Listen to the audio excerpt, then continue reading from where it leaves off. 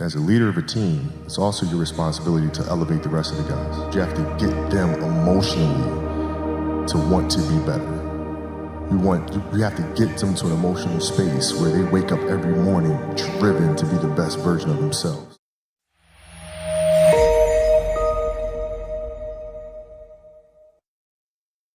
And in practice, for me, it was a chance to drive them, to challenge them. And this is where you have to know your teammates. Because if it's late, you just had a back-to-back and you had practice the next day and you show up, and guys don't feel like going through the motions, don't feel like practicing. It's important to know each and every one of them individually, personally, because then you know what nerve to touch. And if practice is more intense and harder than a Game 7 will be, then a Game 7 will be easy. But if it's not, then that's when teams start folding and capitulating.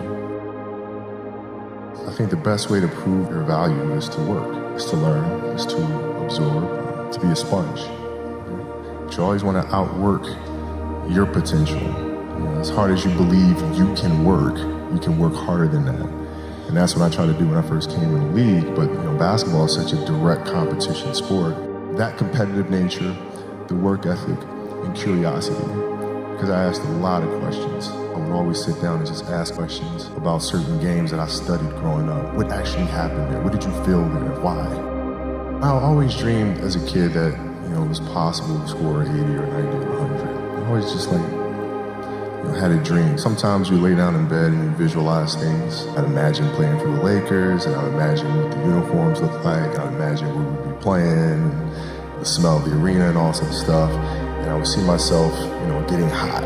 So you just keep dreaming and dreaming and dreaming, and before I go to sleep, I'm like at 120 points, And so when you grow up, downloading that into your brain over and over and over, and then that summer, I made 1,000 shots a day. 1,000. They weren't just shots. It were shots that you saw in that game. They were specific shots. It was coming out of the corner, going to the pinch post, footwork in the post, coming off the screen. It was very specific. So when you download that into your system and you go out in court and you're just executing things that you've done thousands of times before, and you have that dream, then that becomes possible. Rudy was one of my favorite films growing up. After watching that film, I come to understand if I could work that hard every day, being blessed with the physical tools that I have, what would my career be? And I made a promise to myself from that day that I was going to work that hard every single day so that when I do retire, I have no regrets.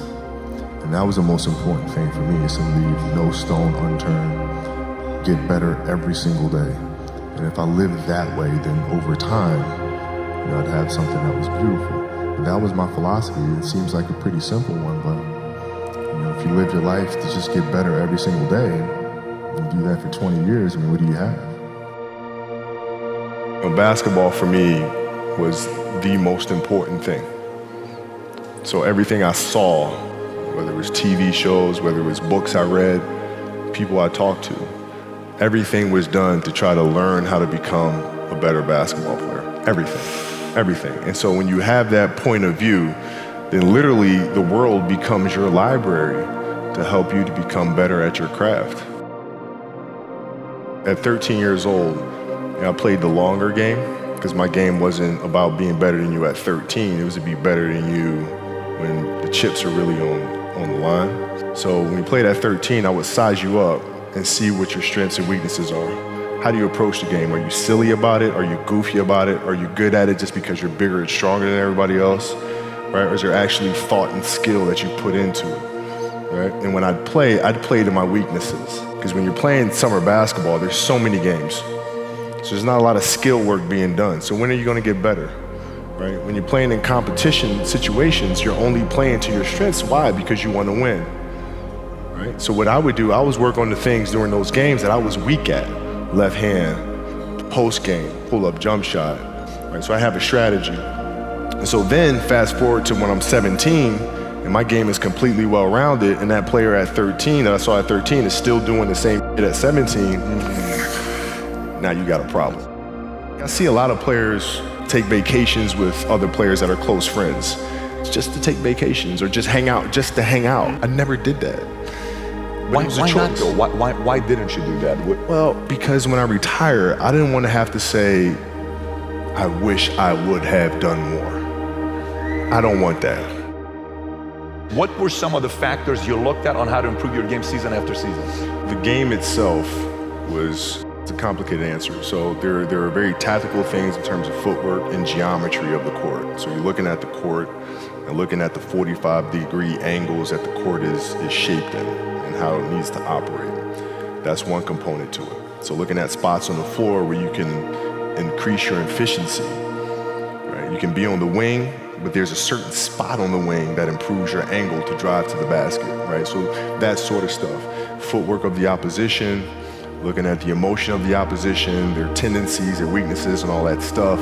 Understanding the momentum of the game, how to create momentum shifts, where momentum shifts come from, all this sort of stuff. And then studying outside of that, right? Looking at different industries, looking at conductors, looking at writers, looking at actors and how they get into character, and then how do they keep themselves in that mental space. So looking at different industries, looking at nature itself, and learning from that and how you can incorporate that into the game. Man, it's a lot of studying. What is the conversation like with your wife and kids to say, listen, this is what I'm doing? How did that conversation go? Well, with the kids, it's different. So like the communication with our children is that Pops is working hard.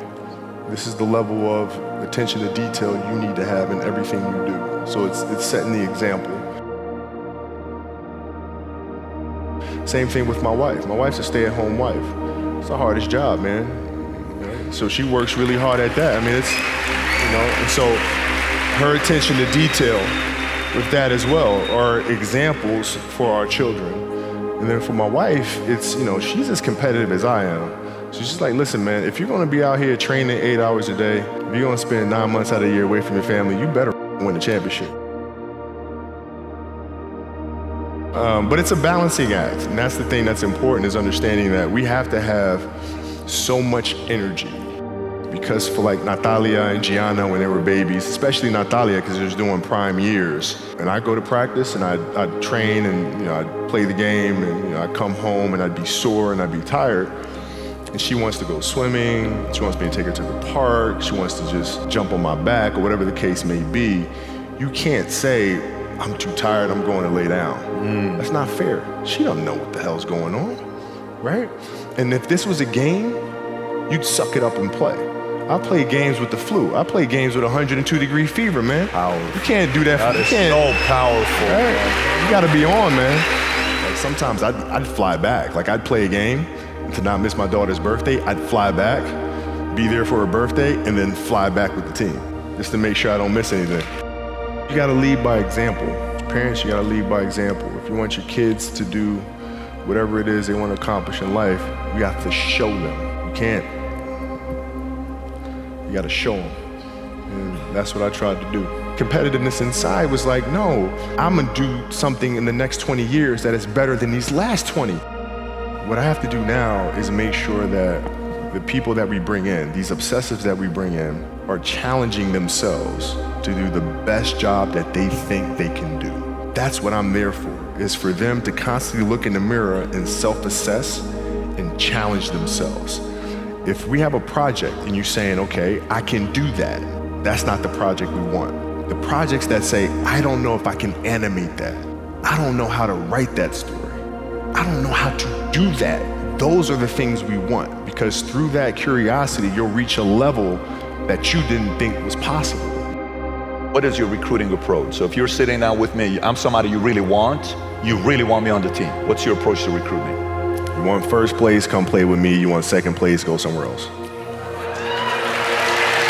The Mamba mentality simply means trying to be the best version of yourself. That's what the mentality means. It means every day you're trying to become better. And it's a constant quest. It's an infinite quest.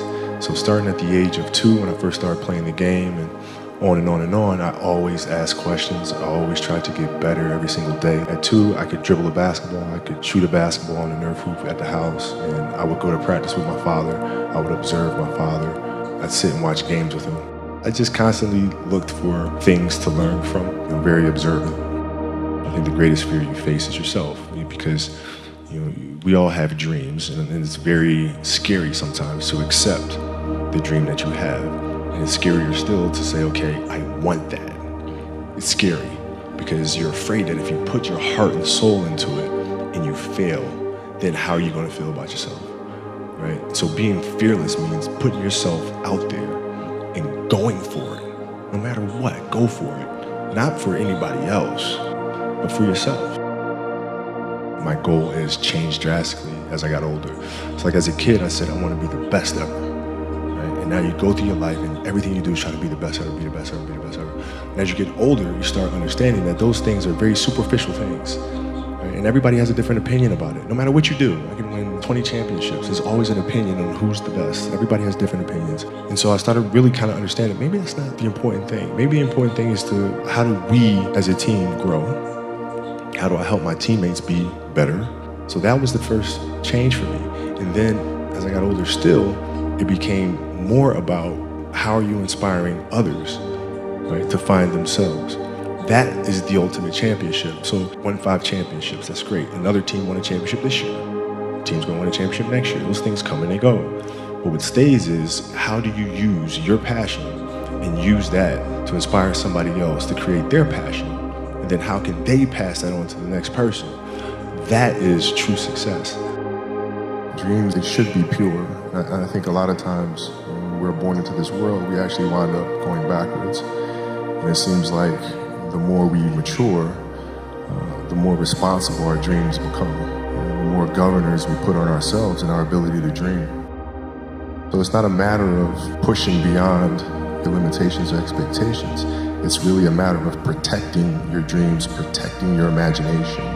That's really the key. And when you do that, then the world just seems limitless.